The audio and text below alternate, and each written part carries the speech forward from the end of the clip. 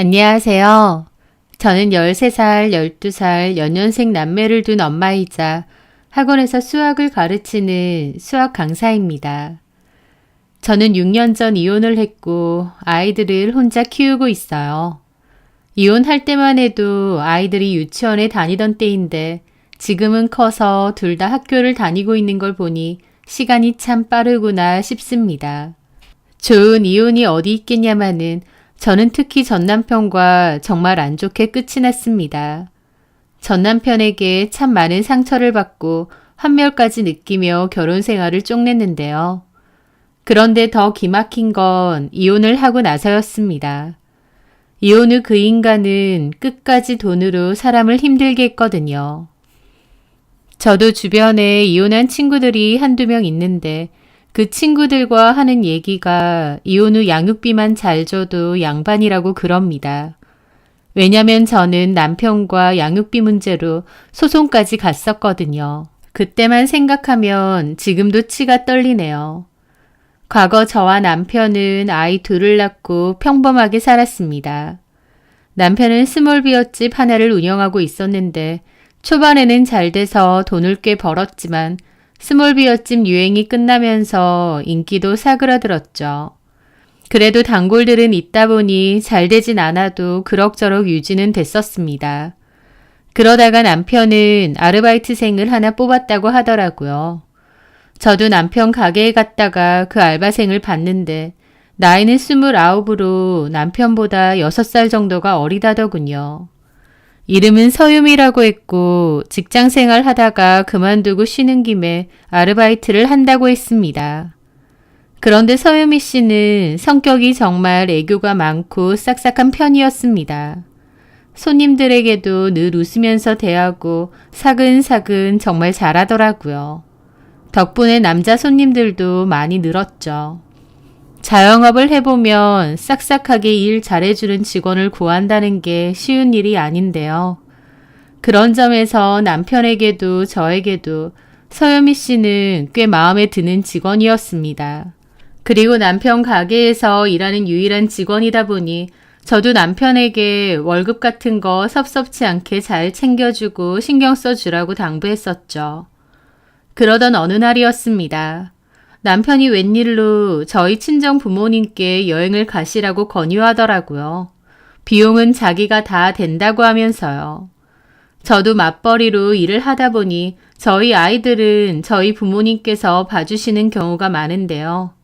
그게 너무 감사하다면서 여행을 보내드리겠다고 하는 겁니다. 남편의 생각이 고맙더라고요. 매달 아이들 돌봐주는 비용을 조금씩 드리긴 하지만 그래봤자 용돈 수준이고 늘 부모님께 죄송한 마음이 있었거든요. 남편이 그렇게 말해주길래 고맙다고 하고 남편에게도 같이 가자고 했습니다. 그랬더니 남편이 자기는 가게를 비울 수 없는데 어떻게 가겠느냐 하더라고요. 유미 씨 혼자 보기 힘들겠느냐 물어보니까 밤에 장사할 때 진상들도 간간히 오는데 여자 혼자 어떻게 밤늦게 일을 하겠느냐고 그러더라고요. 생각해보니 그렇기도 했는데 남편만 놔두고 여행을 간다는 게 좀 미안했습니다. 그래도 오랜만에 부모님 모시고 경치 좋은 곳 가서 구경도 하고 맛있는 것도 먹고 와야겠다 싶어서 여행을 떠나기로 했죠. 그런데 여행 첫날부터 문제가 좀 있었습니다. 3박 4일 일정이었는데 첫날부터 아빠가 몸 상태가 좋지 않으셨거든요. 몸살 감기가 든 모양이라면서 으슬으슬 떠시고 머리도 어지러우신 듯 했습니다. 여행을 떠난 거다 보니 아빠도 내색은 않고 다니시려고 하는데 딱 봐도 컨디션이 너무 안 좋아 보이시더라고요. 그래서 결국 일정을 취소하고 숙소로 들어갔는데 그날 밤 아빠가 고열에 오한이 너무 심하신 거예요. 결국 급하게 그 지역에 있는 응급실에 모시고 갔더니 독감이라고 하더라고요. 링거 맞고 좀 쉬신 후에 숙소로 돌아온 뒤 짐 싸서 바로 내려오기로 했습니다. 아빠는 기껏 여행 왔는데 미안하다고 하셨지만 아빠 몸이 안 좋은데 그런 게 중요한가요?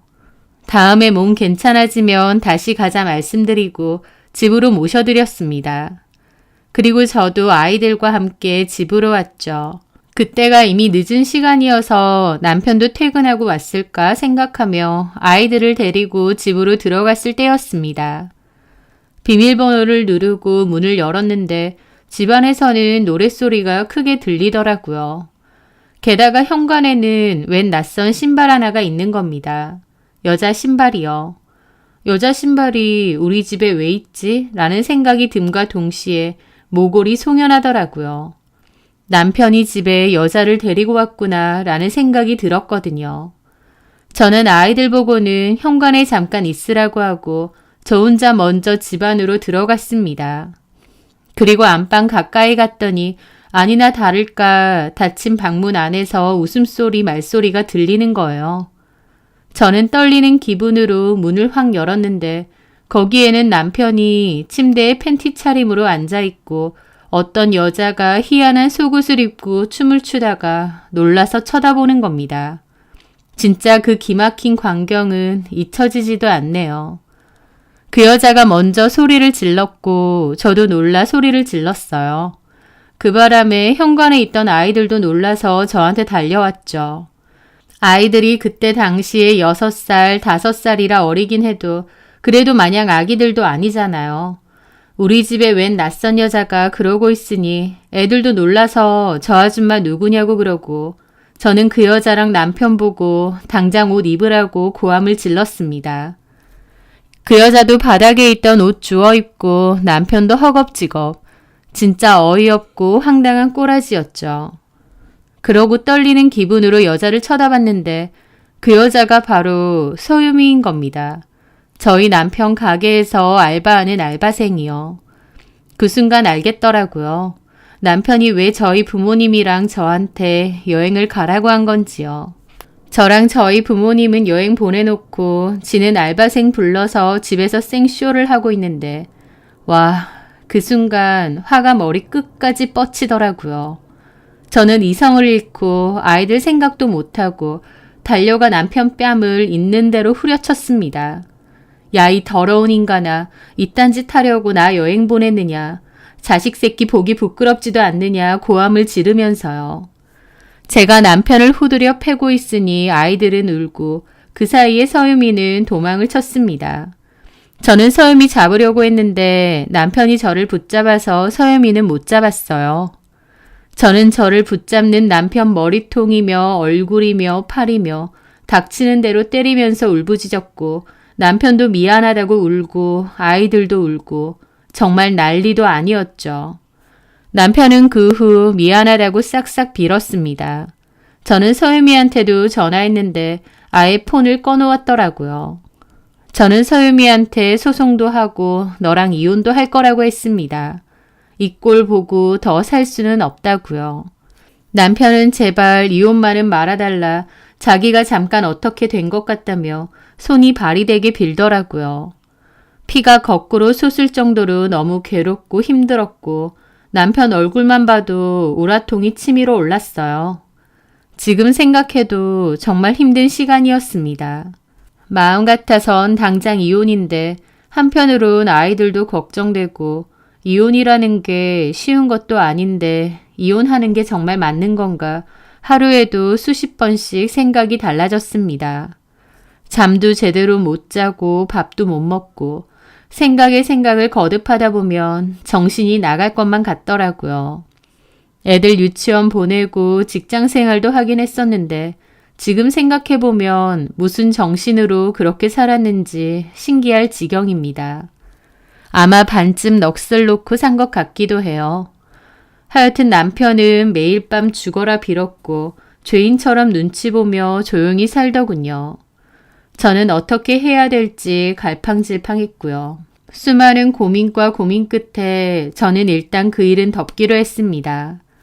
남편을 용서하는 건 아니지만 아이들을 위해서 또 당장은 저도 이혼을 할 용기가 나지 않았기에 일단 덮어두기로 결정한 거죠. 하지만 그렇게 결정했다고 없던 일이 되는 건 아니잖아요. 남편 얼굴을 여전히 꼴도 보기 싫어서 각방을 썼고 얘기도 잘 안 했습니다. 이미 예전에 평범했던 부부 사이는 깨진 거죠. 그리고 의심병이 심해진 저는 남편 폰도 틈틈이 확인을 했습니다. 그렇게라도 안 하면 제가 미칠 것 같더라고요. 남편은 처음에는 자기가 죄인이라며 제가 어떤 짓을 해도 다 달게 받겠다고 해놓고 2달도 안 돼서 남의 폰은 왜 자꾸 보겠다고 하느냐며 성질을 내더라고요. 그러면서 오히려 저보고 적당히 좀 하라고 큰소리치고 더 이상 폰도 주지 않았습니다.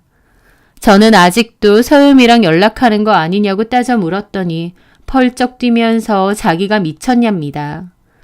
걔도 가게 안 나온 지 꽤 됐고 걔 번호 다 지워버렸다. 너도 몇 번이나 폰으로 확인하지 않았느냐며 그리고 저더러 용서하기로 했으면 그냥 자기를 믿고 넘어가지 그만 좀 하라고 하는 겁니다. 저는 울분에 차서 남편에게 당신을 용서하겠다고 한 적 없다. 그냥 애들을 위해서 또 나를 위해서 일단 넘어가겠다고 한 거지. 내가 그 꼴을 눈앞에서 보고 어떻게 당신을 용서하겠느냐고 했습니다. 없던 일처럼 지우개로 지워버리고 살면 저도 마음 편하죠. 하지만 계속 그때 그 장면이 수시로 눈앞에 펼쳐지는데 저야말로 죽을 지경이었습니다. 제가 울면서 미치겠는 건 나라고 절규를 했더니 남편도 울더라고요. 그러면서 저한테 자기가 다시는 그런 짓 안 한답니다. 자기도 인간 새끼인데 한 번 걸렸으면 정신 차리지 또 그런 짓을 하겠느냐며 자기를 한 번만 믿어주랍니다. 제가 자꾸 의심하고 오해하면 우리 관계는 결코 좋아질 수 없다면서 이혼 안 하고 살기로 했으니 잘 살아야 되지 않겠니요. 그러면서 자기가 정말 미안하고 앞으로 그런 짓은 죽어도 안 한다고 약속한다며 무릎 꿇고 우는데 그 모습은 진심으로 사과를 하는 것 같았습니다. 그래서 저도 마음을 달리 먹기로 했습니다. 그래, 안 살면 모를까 같이 살기로 했으니 더 이상 거론하지 말자. 폰도 보지 말자. 내 속이 썩어도 그냥 겉으로는 참고 견디고 살자. 살다 보면 잊혀지겠지라고요. 그 후에 저는 결심대로 남편에게는 최대한 티를 내지 않고 살았습니다. 속은 썩어 문드러지고 불면증으로 잠도 못 잘지언정 다시 예전의 가정으로 돌아갈 수 있게 이 가정이 깨지지 않게 나름 노력을 했던 것 같습니다. 저만 참으면 된다고 생각했거든요. 그리고 더 이상 남편 폰도 검사하지 않았죠. 매일매일 의심이 들어도 그냥 삭혔습니다. 가정을 지키기 위해 저는 나름대로 노력을 했다는 얘기를 하고 싶습니다. 그런데요. 자기도 인간 새끼인데 한 번 들켰으면 됐지 2번 그러겠느냐며 울부짖던 남편놈. 아무래도 인간 새끼가 아니었던 것 같습니다. 그 일이 있고 1년이 안 됐을 무렵이었어요. 남편이 그 여자 서유미와 여전히 만나고 있다는 걸 알게 되었거든요. 여자의 촉이라는 게 있잖아요. 덮고 살기로 했지만 그맘때 유난히 남편에게서 이상한 기운이 느껴지더라고요. 그냥 내가 예민한 거겠지 넘어가려고 해도 도저히 그냥 넘어갈 수가 없겠는 겁니다. 어떤 확신에 가까운 느낌이 들더라고요. 결국 몰래 남편 핸드폰을 뒤져봤는데 설마 했더니 서유미랑 아직 연락하고 만나고 있는 게 맞았습니다. 자기가 미쳤다고 또 그런 짓을 하냐던 남편은 미친놈처럼 또 서유미를 만나고 연락하고 있었더군요. 그걸 확인하는 순간 너무 기가 막힌데 오히려 이번엔 눈물도 안 나더라고요. 저는 남편에게 둘의 대화 내용 캡처한 것을 들이댔습니다. 너, 네 입으로 또 그러면 사람 새끼 아니라더니 사람 새끼 아닌가 보다. 서유미 얘랑 아직도 이러고 있네? 그런데 남편의 반응은 제 예상과 달랐습니다. 오히려 걸린 게 잘 됐다는 식인지 뻔뻔하게 나오더라고요. 내 폰 뒤졌어? 그래, 뒤졌다. 설마 했는데 역시나네. 서유미랑 이렇게 연락하고 만나고 지내면서 뭐? 또 그런 짓을 하면 사람 새끼가 아니야. 그런 소리나 말던지. 남의 폰 왜 뒤져? 그게 중요해? 결국 너는 딴짓한 거잖아. 너 의부증이야? 진짜 사람 숨 막히게 한다. 그래, 그만하자. 나도 너랑 못 살겠다. 하면서 막 이혼을 하자는 겁니다. 그 모습에 기가 막혀 말문이 턱 막혔죠. 제가 핸드폰을 본 게 무슨 건수라도 잡은 양 신나서 이혼하자고 해대는데 내가 이런 인간인 줄도 모르고 속 썩어가며 용서해주고 덮어줬었구나 싶더라고요. 그리고 오히려 그때부터는 제가 아니라 남편이 이혼을 해달라고 난리를 쳤습니다. 제가 의부증이고 의심병이 심해서 저랑 더 못 살겠다고 하면서요. 귀가 다친 사람처럼 무조건 이혼해달래요. 제가 네가 바람핀 건 어쩔 거냐고 하면 거기에 대해선 대답도 안 하고 무조건 이혼만 하잡니다. 그 모습을 보는데 아, 서유미가 저러라고 했구나. 이혼하고 오라고 했구나 싶더라고요. 나랑 이혼하면 서유미가 결혼해준대? 그래서 이혼하고 오래?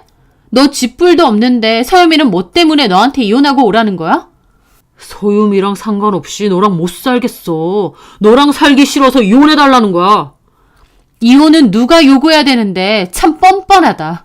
그리고 서유미 그년도 진짜 웃기네. 둘 다 내가 가만둘 것 같아?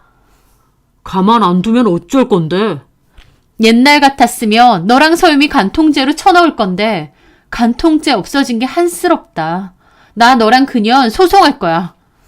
오, 그래. 해. 증거 있으면 해.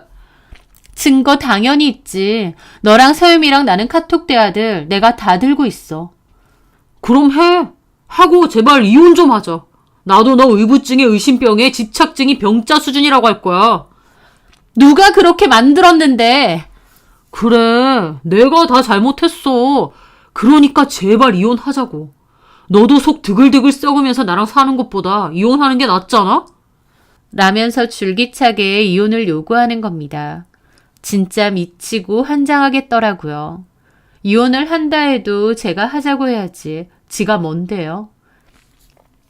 남편이 오히려 그렇게 나오니 이혼해주기 싫더라고요. 저는 남편에게 말했습니다. 이혼 안 해준다고요. 누구 좋으라고 내가 이혼해주냐고 말이죠. 이혼만은 말아달라, 용서해달라던 남편은 1년 만에 태도가 싹 바뀌어서 제발 이혼해달라며 사람을 괴롭히더라고요. 저는 그 와중에 변호사 사무실 가서 상담을 했는데 증거가 확실한 편이라 위자료는 크게 무리 없이 받을 수 있을 거래요. 하지만 그래봤자 둘이 합쳐 3천만 원 정도라고 했습니다. 그런데 혼인기간이 짧은 편이라 결혼할 때 서로 낸 비용과 기여도를 따져 재산분할을 하게 된다고 하더라고요. 저도 남편 놈이 괘씸해서 죽어도 이혼은 안 해준다고 했지만 저라고 왜 이혼을 안 하고 싶겠나요? 남편 놈이 저 따위로 나오는데 뭐가 예쁘다고 더 살고 싶을까요? 그래서 말은 이혼 안 해준다고 하면서도 저도 제 나름대로 상담도 받고 마음의 준비도 하고 있었죠. 그런데 그러던 와중 남편이 저한테 그러더라고요. 지금 사는 집을 저한테 주면 이혼해 주겠냐고요. 지금 사는 집은요. 반은 남편과 제가 낸 거고 반은 은행 대출입니다. 그러니까 한마디로 지 몫은 포기하고 남은 대출도 제가 껴안는 걸로 하고 집을 넘기겠다는 겁니다. 대신 이혼을 해달라는 거예요. 그 집에서 남편 몫으로만 치면 9천만 원 됩니다. 그런데 하는 소리가 자기가 집은 저한테 넘길 테니 대신 위자료 소송은 하지 말아달래요. 저는 필요 없다고 위자료 소송할 거고 이혼도 안 해준다고 했죠. 그랬더니 남편이 이번엔 차도 저한테 줄 테니 소송 없이 협의 이혼해달랍니다. 대출이 반이 있긴 해도 집도 저한테 넘기고 뽑은 지 3년밖에 안 된 차까지 저한테 준다는 거예요. 와, 이 인간이 그 여자한테 미쳐도 단단히 미쳤구나 싶더라고요. 사실상 본인의 전 재산을 다 저한테 넘기고 이혼만 해달라는 거잖아요. 저는 변호사 상담을 통해 이 얘기를 했더니 변호사도 묻더라고요. 의뢰인분도 사실 이혼을 원하지 않느냐고요. 그래서 저도 괘씸해서 이혼 안 해준다 말은 했지만 나도 남편하고 더 살고 싶지는 않다고 했습니다. 그랬더니 변호사가 그럼 나쁘지 않은 조건 같다고 하더라고요. 사실 위자료로 받는 액수가 그렇게 많지는 않고 소송도 쉬운 건 아니고 또 집도 남편 명의로 되어 있기 때문에 골치가 아픈데 차라리 집이며 차며 다 넘긴다고 할 때 받고 또 양육권도 다 받고 끝을 내는 게 낫지 않겠냐고요. 저도 많은 고민 끝에 그게 낫겠다 싶어서 결국 그렇게 하기로 했습니다. 그리고 마음 한켠으론 집이고 차고 다 저한테 넘기면서도 서영이랑 살고 싶을 정도면 그래, 그년이 너무 좋아 죽겠나 본데 어디 살아봐라. 살아보면 별거 있는 줄 아느냐 싶기도 했고요. 그렇게 저는 남편과 협의로 이혼을 했습니다. 그리고 매달 양육비 빠지지 말고 꼬박꼬박 보내라고 했죠. 남편과 이혼은 시원섭섭하더라고요. 배신감이 너무 컸기에 속 시원하기도 하면서도 또 한편으론 그 배신감 때문에 지난 결혼 생활이 억울하고 속이 쓰려서 한동안은 우울하고 힘들기도 했습니다. 하지만 시간이 지나면서 익숙해졌고 어쨌든 이제는 배신한 남편과 남남이 된 거니 잠도 잘 자고 속도 편해졌어요. 그런데 이혼 후 1년 지나고 나니 남편 놈이 양육비로 속을 썩이기 시작한 겁니다. 1년 정도 지나고 나서부터는 가게 매출이 너무 안 좋다면서 약속한 날짜보다 늦게 주기도 하고요. 또 아예 한 달씩 늦게 주기도 하는 겁니다. 저는 남편에게 장사 핑계 대지 말고 양육비는 네가 내야 될 몫이니 어떻게든 벌어서 똑바로 내놓으라고 했습니다. 그런데 남편은 계속 매출이 너무 안 나오고 가게도 고우 폐업을 해야 될 것 같다며 징징거리면서 양육비도 똑바로 안 내놓고 나중에는 밥만 보낼 때도 있는 겁니다. 저는 너무 열받아서 똑바로 보내라고 다시 경고했더니 가게 매출이 너무 안 나오고 월세랑 전기세만 나가고 있어서 결국 폐업 준비 중이라고 하더라고요. 그러면서 자기가 돈을 보내고 싶어도 돈이 없어서 못 보내는 거라고 하는 겁니다. 양육비 감행 신청이라도 해야 될 것 같다고 양육비 주고 나면 자기는 손가락 빨고 살아야 된다고 하고요. 양육비 안 주고 싶어서 해대는 소리가 너무 구차해서 기가 막히더라고요. 하지만 저랑 살 때도 가게 매출이 그렇게 좋은 건 아니었기 때문에 한편으로는 어쩔 수 없다고 생각했어요. 돈이 없어서 못 준다니까 방법이 없잖아요. 어쨌든 저한테 전 재산 다 넘기고 이혼한 거고 가게 매출까지 안 좋아서 폐업 준비까지 한다는데 제가 뭘 어쩌겠나요. 말은 그건 당신 사정이고 어쨌든 양육비는 똑바로 보내라고 하면서도 양육비를 제대로 지급 안 해도 어느 정도는 좀 봐주고 냅뒀습니다. 그랬더니 이 인간이 나중에는 차일피일 미루고 아예 안 보내는 겁니다. 양육비 보내라고 독촉하면 그제야 10만원, 20만원 찔끔 보내는 겁니다. 쥐어짜내도 돈이 없다면서 자기는 삼각김밥만 먹고 산다나요? 저는 너랑 살고 있는 그 상간녀한테라도 받아서 내놓으라 했더니 둘 다 돈이 없어서 빌빌거린답니다. 그렇게 거의 1년을 양육비 때문에 힘들게 하더라고요. 몇 달 동안 연락도 안 되고 돈도 안 보내고요. 그러면서 중간에 진짜 가게 폐업도 했다고 하고 물류센터나 일용직 일도 하러 다닌다고 하더라고요. 그리고 한다는 말이 저한테 집이고 차고 다 주지 않았느냐며 자기 사정이 안 되니 양육비는 좀 못 받아도 이해를 해달라느니 막 그러더라고요. 그 모양 그 꼴로 살 거면서 그렇게 이혼해달라 하고 참 어리석다 싶었죠. 그런데 그 후 알게 되었습니다. 남편이 그동안 돈 없어서 빌빌거린다고 하소연하고 양육비 제대로 안 보내고 그랬는데 알고 보니 남편의 사정은 그와 정반대였다는 것을요. 돌아가신 전 시아버지가 갖고 계신 땅이 있었는데요. 원래는 거기 농사를 지으셨다가 돌아가시고 나서는 남편에게 넘겼고 남편은 다른 사람에게 임대를 해주었거든요. 그런데 그 땅 자리에 도로가 들어온 겁니다.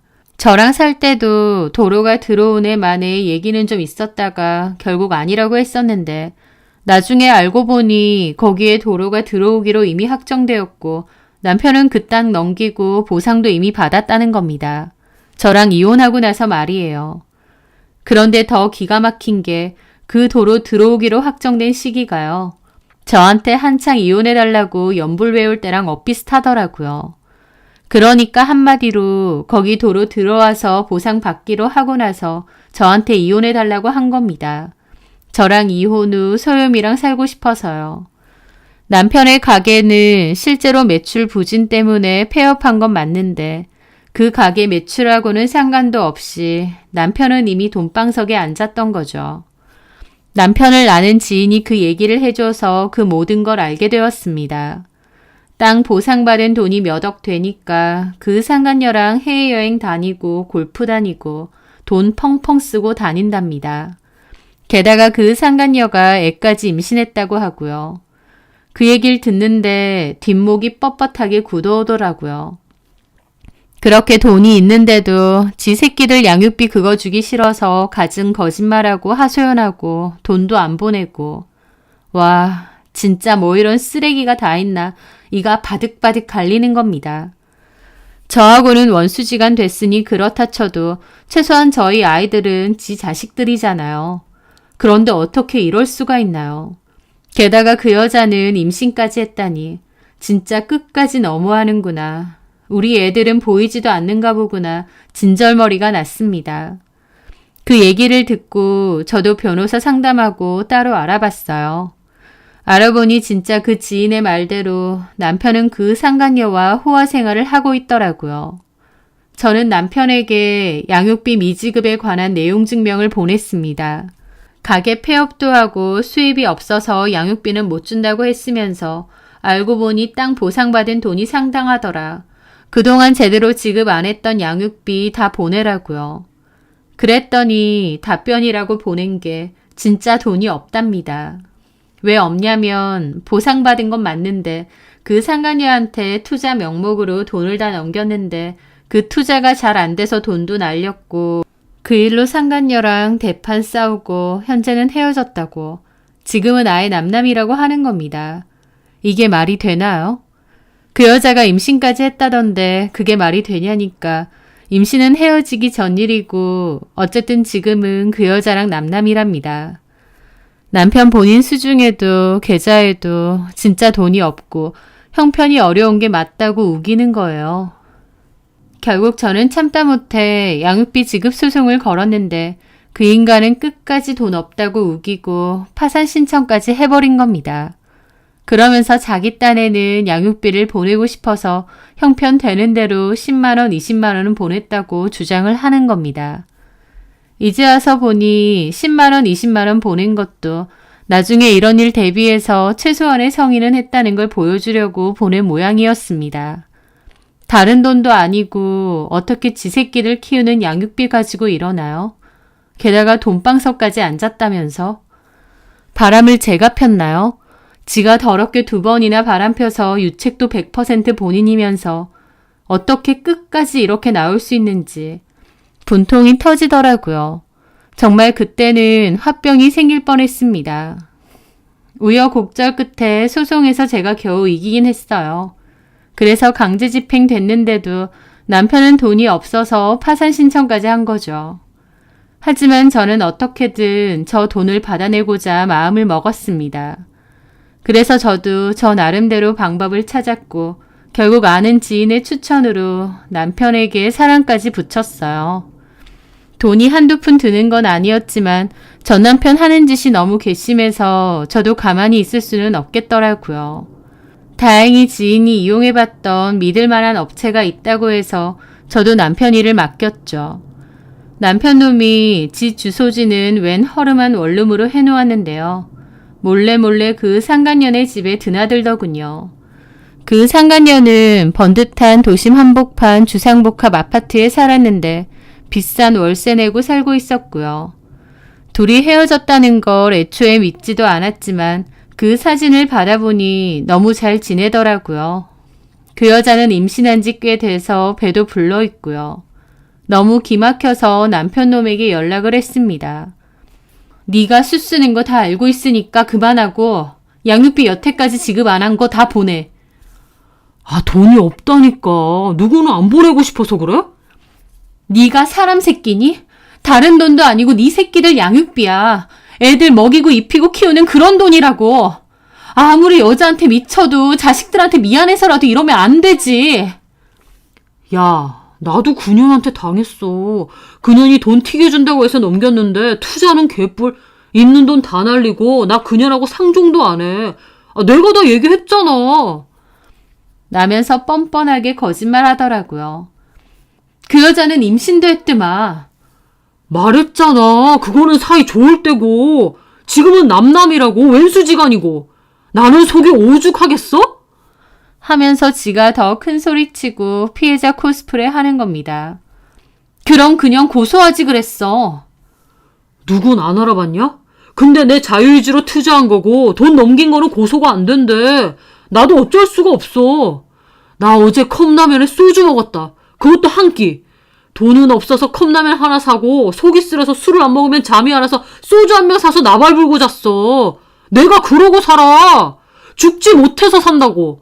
너한테 그래도 집이며 차며 넘길 수 있는 거 다 넘기고 끝냈잖아. 라는 겁니다.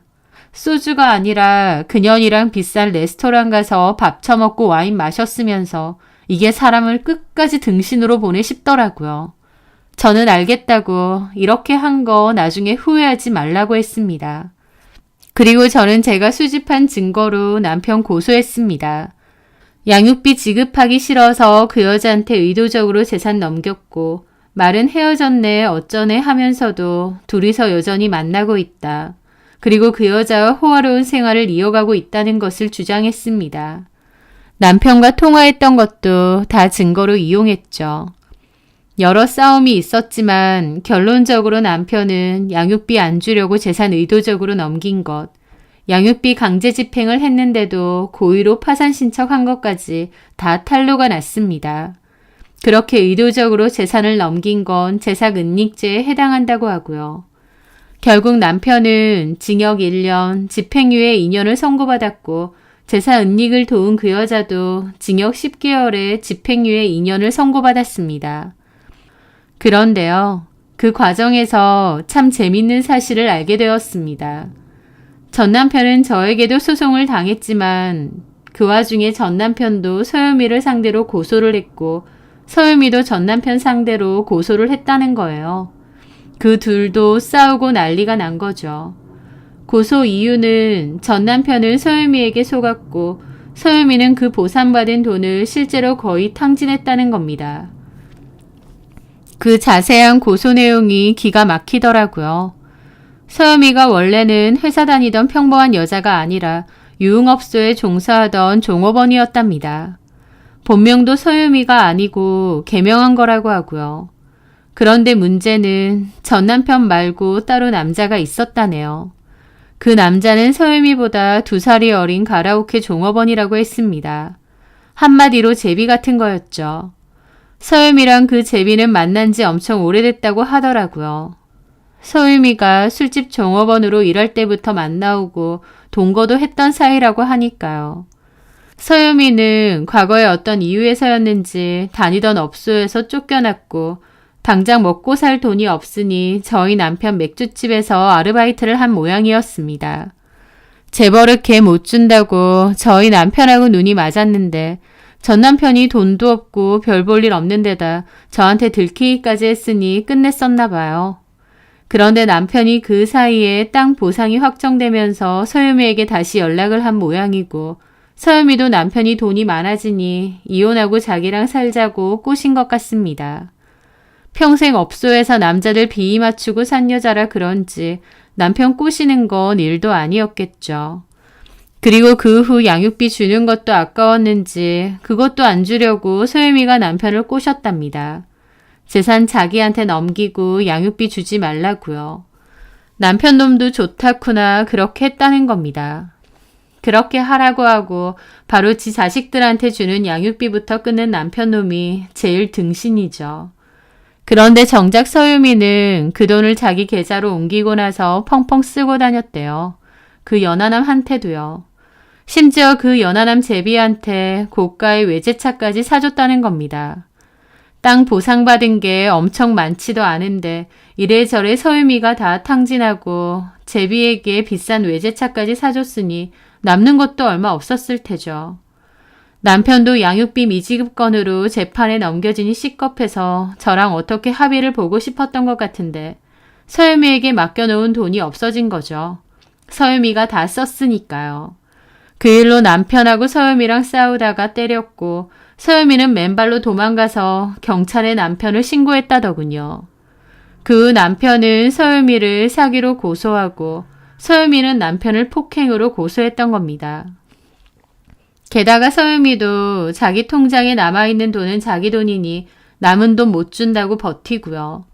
심지어 남편은 서유미가 출산한 아이가 자기 애가 아닌 것 같다고 친자 검사 요구했고 서유미는 안 하고 버틴다고 하더라고요. 남편 놈은 지 친자식들한테 줄 양육비 그거 안 주려고 버티다가 보상받은 돈 고스란히 날려먹은 겁니다. 그것도 서유미 애인에게 말이죠. 이게 얼마나 어이없는 일인가요? 어쨌든 그건 남편이 서유미와 알아서 할 일이고 저는 소송 끝에 여차저차 못 받았던 양육비를 겨우 지급받았습니다. 남편 놈은 의도적으로 파산 신청까지 하게 된 것 때문에 돈까지 다 날리고 그 내연녀에게 처절한 배신까지 당한 거죠. 하지만 누굴 원망하겠나요? 하나부터 열까지 본인이 다 자초한 짓인데요. 만약 남편이 서유미랑 헛짓거리 안 했다고 가정하면 땅 보상받은 건 모두에게 너무 행복한 일이었을 겁니다. 남편 가게 매출 떨어져 힘들어했을 때 땅 보상 받았으니 그걸로 우리 가족들 훨씬 여유로워졌을 테고 너무 좋았겠죠.